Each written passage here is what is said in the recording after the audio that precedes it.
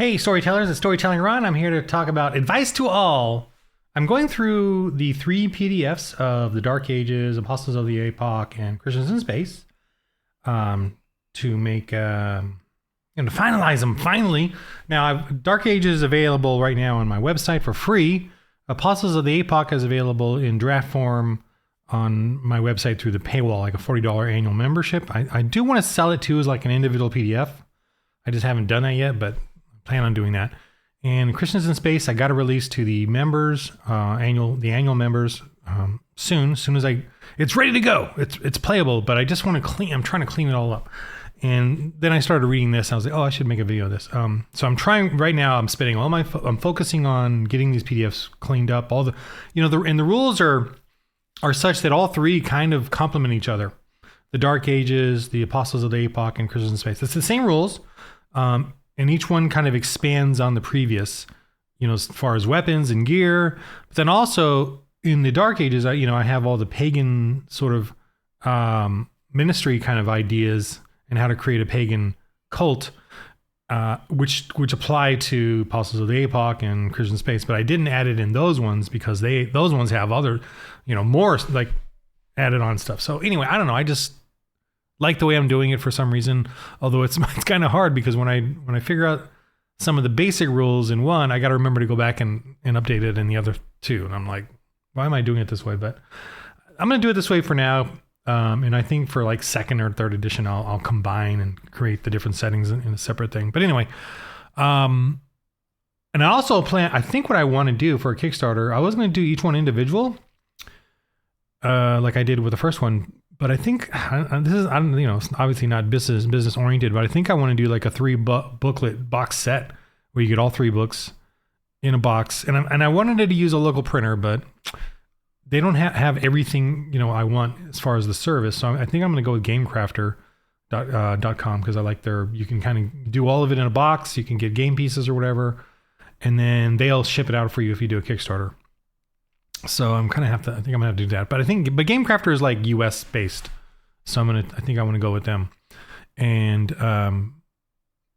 I think what I'm gonna do is 3 booklets in a box, along with the PDF, the assets, the printable tokens and map pieces, all of those printed out in like these booklet forms with the really cool glossy paper. That way you can cut those out and have those. And I think that's the way I'm going to do it, because I was looking at all their little token makers and stuff, or paper miniature cutout things, and they were very tedious. And I have such variety and so many. I'd rather do it the way I'm doing it, where you get to cut it out yourself and pick it, and then you'll have the option to use what's in there, or you can print them out as from the digital files through my website. But I think it'd be fun to have a really glossy printout of all the tokens and map pieces so that you can cut those out. And they're meant to be cut out. They're not meant to be like stored and precious in those prints. But so it'd literally be like 3 books, 3 adventure books, and then the 2 asset, well, more than 2 asset books, but the sets of asset books printed literally like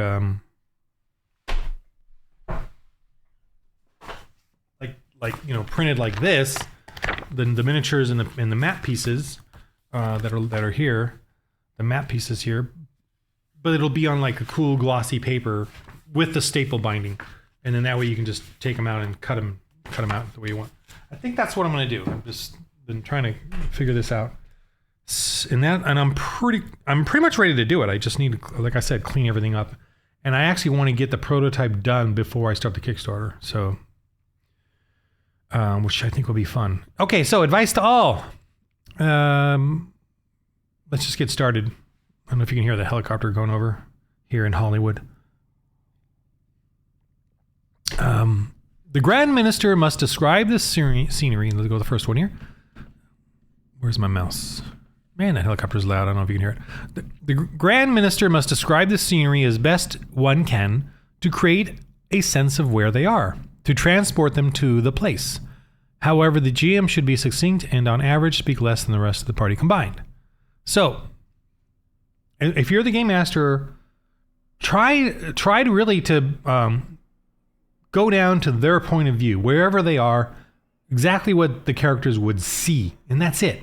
Don't explain like, try not to explain like expository, where you explain the world or what's going on in the world. I mean, you want to give them a little basic understanding of the world, but make it. But in my game, the Dark Ages, in Apostles of the Epoch and Christians in Space, they don't know what's going on for the vast, as they start. Think of them as being 18 or 19. The characters, they're young, so they're being thrown out into this world. They've probably been taught a lot, but I remember when I was 18, especially 18, 17, 18. I was oblivious, man, to everything. And even when I would learn it, it did not take, my head. I was so foolish and did foolish things. And that's kind of, I think, the way the characters should start off, as being foolish. So you described physically what they see more than telling them, oh, there's these bad guys, there's these good guys, there's these. Don't do expository where you're explaining the plots and stuff. Let them discover it through the interaction they have with other characters. So as a GM, really tell the story through the eyes of at their eye level. Try to focus on that more than what's going on in the world or whatever. And if you feel like they should know something, they should know kind of what's out there. Like in Christians in Space, they know a bit about the galaxy, even though the Christians have never been out there, because of the prodigals, the previous timeline story. They were able to garner some of what's going on out there. They know of the Empire. They know of the remnants and the basic stuff of what's out there. They just don't know the details of every planet and what the settlements are like.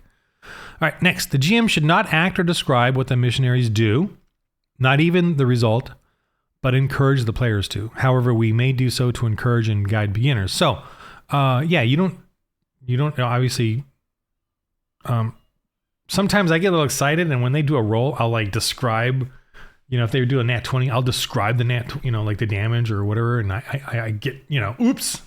You really want to encourage them to describe their own, how their character does things based on the rolls that they make. So. And I mean, you could do it early on, but as the game progresses, as the players get better, let them do it, and because it really makes it more fun when they do it. And so many things come up that I make, really get my creative juices flowing. I definitely have an ulterior motive with this GMing.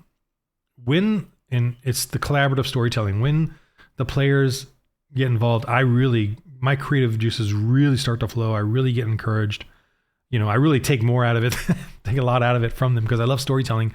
And I love it, though, when I get instant feedback or instant collaborative stuff, so that it gets me wanting to do more.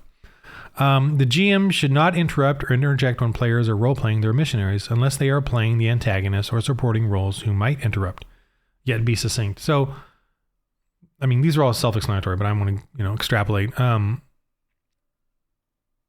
Yeah, don't interrupt them. I do that a lot, and I apologize when I do it. If I GM interrupting them, because every one of us, I feel, is excited and wants to, have, and I'll come up with something in my mind, and I don't want to forget it, so I immediately say it while they're talking or something, and it's like, whoops, sorry, finish, and then I'll.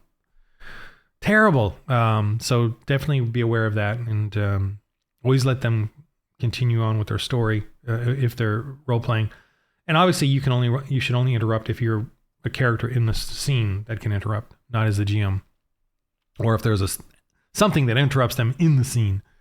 But again, be succinct. Try to be quick about it, unlike me in my videos, and get to the point. And all right, everyone should react to other missionaries' actions. This is really important. Like I've noticed, especially in D&D, how they have 5 different actions: free action, reaction, 2 or 3 attacks. People kind of tune out as they're waiting for their turn. In mine, I expressly make it 1 action per turn. So even if you're getting better and better at fighting, the 1 action represents several hits, several strikes. That's why you get the bonus D4, or your skills go up. It represents you doing a whole bunch of fighting and attacks, but it's just 1 roll. So that's why, and the reason I want it is because I want everyone to be involved and know that they're going to come up really quickly. And the reason I have faith blessings be free actions is so that they know that they can help one of the other characters on their turn, on the other person's turn. So definitely react to other missionaries' actions. Be witness to and always be expressive, rarely if ever looking away or letting outside influences distract. Stay within the story at all times. There's time enough for the outside world. So definitely emphasize that with the players, that they, as other people are doing things, they can, and it's free to yell out. You're free to yell out. All the players can yell out while someone's attacking. Tell them, oh, be careful. Don't, watch out for this or do that. Or I'm coming, Definitely encourage everyone to be in that, in the action. And I really love too now that I don't do initiative. It just goes quicker. I know initiative is a fun thing, rolling dice to see who goes first. I do agree it is. But there's something about taking that away and just explaining quickly who goes first and why. It just makes, I don't know. I just like the flow of it. And then people, and then the players themselves have agency in that by, if they're excited, if I know they're already ready to do something, I let them, I let them jump in whenever they want, or if they, and I, as the villains, and a lot of times the villains are very hesitant to do something, and then the players immediately go first, because I'm just, as a GM playing the villains, I'm hesitant, and or if I'm violent and go first, I just attack and tell them this is mean, this is cruel. I know this guy is just doing a sneak attack on you, and that too can add frustration in their life or whatever. But I don't know. For now, I've taken away initiative rolls and do it based on narrative and what feels right at the moment, and based on weapons and what they have. And so far, it's been really good. One should not ask about what rule, trait, or skill to use, but simply describe what one does. I really love this because, don't want to move this.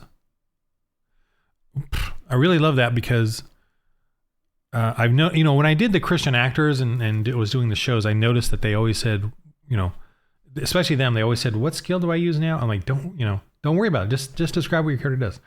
And that's really neat because let the GM then figure out the rule, asking the player for pertinent missionary bonuses. when they a player should never use hindsight. Or let me just start with that again. Let me just start with this first part. As a player, try to just play it out. You'll get, and regular players will want to know the skills and all that, and that's fine. But when you have new players, just let them just describe it, and then they'll get the hang of what skill or trait they'll use. But yeah, I should definitely, that's a neat thing to just let them roll. As you as a GM should be responsible for all that, and let the players just play. Let the mom just play, the wife, the aunt. I know I'm referring to women mostly because mostly this is a guy thing. This is a dude thing, and mostly white dudes too. And I'm half Korean, so. But obviously it's expanding outward. And obviously anybody can do this. Yeah, but it's just statistically speaking, historically speaking. But I notice women can, generally, like role-playing games, but it's sort of like they could live with it or live without it. They could have fun doing it, sure. And I noticed that with my wife, my daughters. My one daughter really loves it, but I just whatever. I don't know where I'm going with that. Okay, let the GM then figure out the rule, asking the player for pertinent missionary bonuses. A player should never use hindsight or missing information to seek to change their course of action or outcome. That's when I definitely am, very aware when a player does that, or you shouldn't complain because you didn't know this when you did that. Don't let the players do that. Don't encourage that. Don't apologize that you didn't give them enough information. Or all the information they were seeking. Some things are common sense and should just be common sense. Like if they slip in the mud and they get upset because they slipped in the mud and they wouldn't have done that. And I'm like, well, people slip in the mud all the time, and no one wants to slip in the mud. So don't let them if you would have told me there was mud there, I wouldn't have done that. Well, I said there was a pool there. I gave you enough information that you should have used common sense to extrapolate, and the truth is you didn't know there was mud there. You slipped, just like everyone who slips in mud.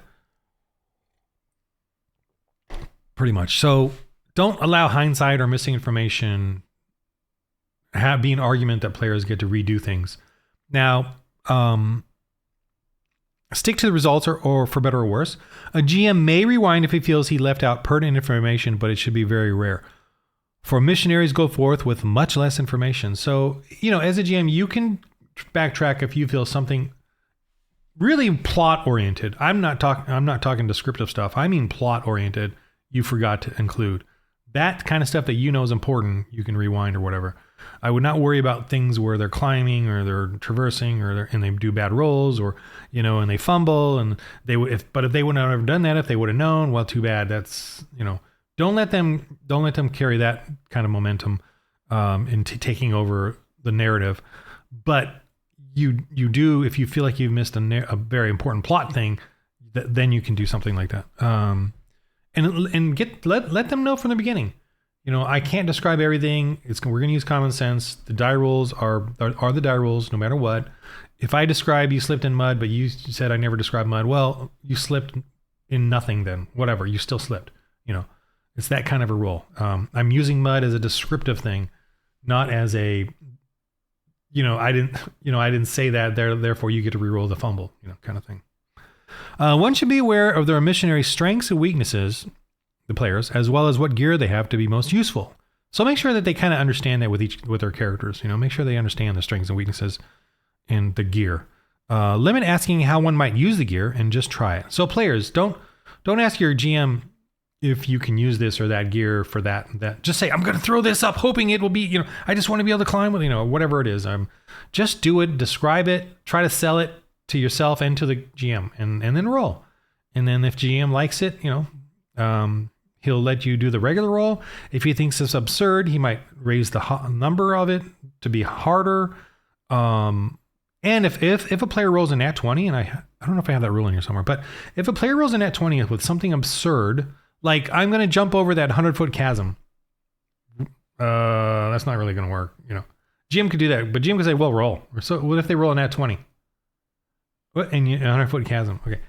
Obviously, they're not going to make that 100-foot chasm, but you could say with a nat 20, you realize you stop, before you do it, realize it's a dumb idea, and then you decide, you think that there might be a crossing over there. You know what I mean? Like give them something for that nat 20. You don't necessarily give them the 100-foot jump, but you give them some smart thing that they realize they can do to cross that chasm or help them in crossing the chasm.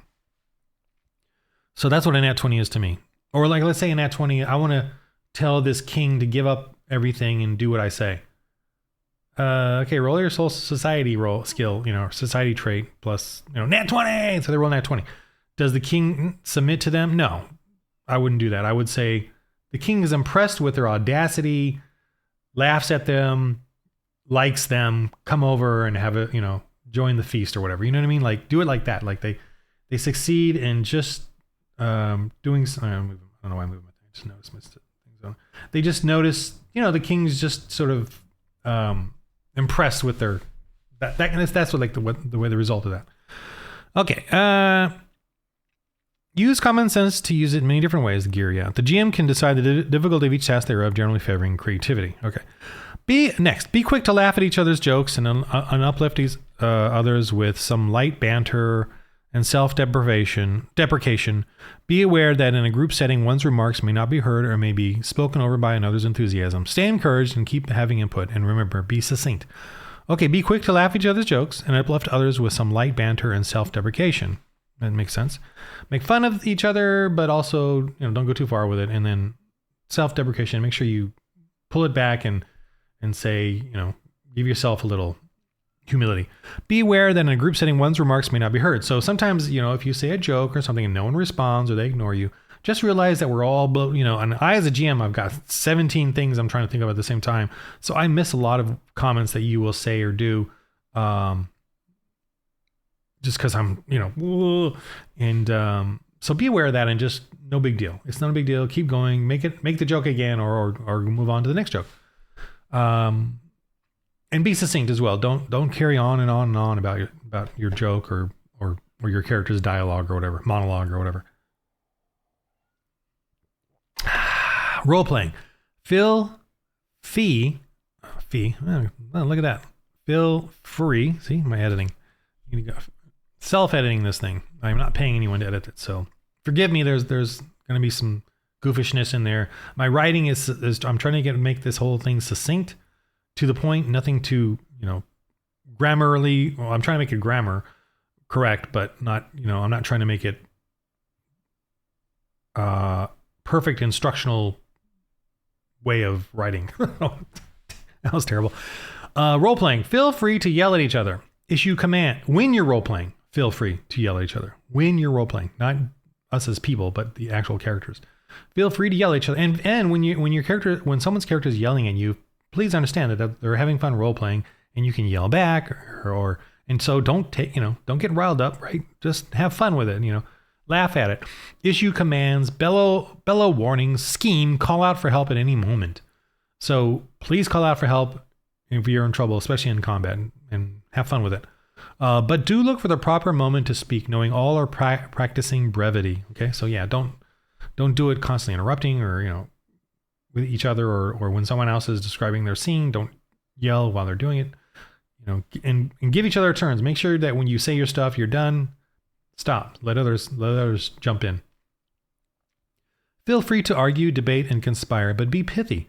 So this is when the characters are arguing over what to do or deciding what to do. Embellish and have fun, but be pithy. So explain your point, but don't constantly berate the other or push your agenda. This goes back and forth too. If you still disagree, prefer instead to sulk or use other expressions so the GM can move the story along. So let people do what they want to do. Argue, feel free to roleplay, but stop at some point and just, whatever. This actually brings up a point to me. I remember one of the players was playing a barbarian in D&D, and he kept charging forth and screwing up all their plans and stuff. And he said, well, that's what a barbarian would do. And I was at the time just letting him do whatever. But now that I think about that, I'm like, actually, that is not what a barbarian would do. Barbarians are not stupid. They don't just charge forth. They're actually cunning. So barbarian would not just charge forth like an idiot. Well, that's a different argument. But I don't know what point is other than that. Let me just move on. Whatever.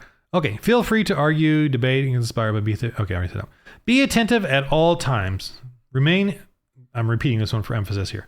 Remain in the story at all times. Do not look at your crystal devices or sparkling jewels. There will always be time for that later. Rare is the time you get to be in this story. Yeah, so no phones, no nothing. Just freaking enjoy. Let's have some fun together doing something very unique, very rare, once a week for a couple hours. Really role play your character. Really delve into it. When do you get a chance to act? When do you get a chance to role play? When do you get a chance to just be a different character? And you're missing out.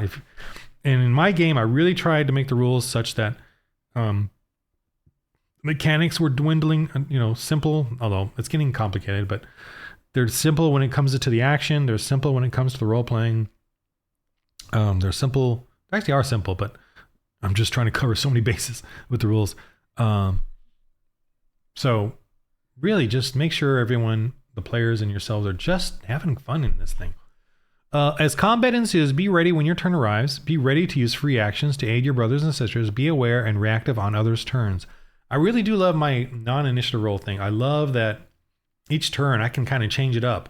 And at some point, eventually, if the combat goes a little longer, I just start whoever, whatever, your turn.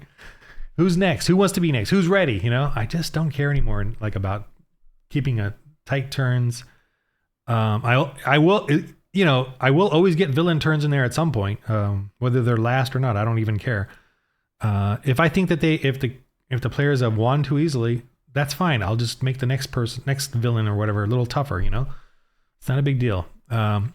Clergy always, and I will say this as a GM, when I create monsters, when I create the villains or the antagonists that they encounter and they start beating them easily, I don't make them tougher on the fly like that. I commit to that. And if it was so simple, whatever, I commit. I will think about making other things a little tougher, the next villain, the next thing. But I'm going to do it gradually. Clergy always seek ways to discern the souls before the... Okay, so now I'm just going into each of the characters, kind of like the character classes. So clergy always seek ways to discern the souls before thee with one spirit. Be ready to preach and give gospel even to the hardest of hearts. So you can roll your spirit just to discern the people in front of you, the villains, if there's a potential to save them or not. And then, to preach or rebuke or whatever.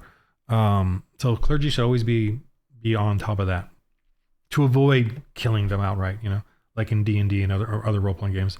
This game is a little different, definitely, because you don't want to kill them if you can at all not have to. I will force you to at some point, because not because I want to force you to do violence, but because we all like adventure. We all like beating really bad people up, But again, as long as the goal is to save souls more than kill people and get treasure, it's more about saving souls and then finding the treasure, if there is treasure, to give to the church. Fighters, be ready to defend the clergy and step in front of any danger. Be fit and healthy, seeking the healing powers of the clergy. That's cool. Nuns, be supportive and caring, seeking to aid those who have fallen, sick, or be cursed. Be ready to use your faith in the most profound ways. The women in this, man, I wish I did have more women players, and the Christian actors that were women that played, they really came up with some interesting and cool stuff about playing with the nun and the patron lady. And there's so much more. I think the nun and patron lady are really interesting because they have to go around the violence and figure out creative ways to help. And there was the patron lady in one of the shows, got a big guy, crossbow bolt right in the head, nat 20. So they did do some action, but they also came up with other ideas because they're not men, for crying out loud. They, acting like a man is the goal in these role-playing games for women to give them pride, arrogance, whatever. The characters, the female characters in this, to me, are really about finding a way to be a womanhood in this. And the nuns are very about supportive roles, just like in the Bible, and they're essential roles. Anyway, I do hope to play with women again.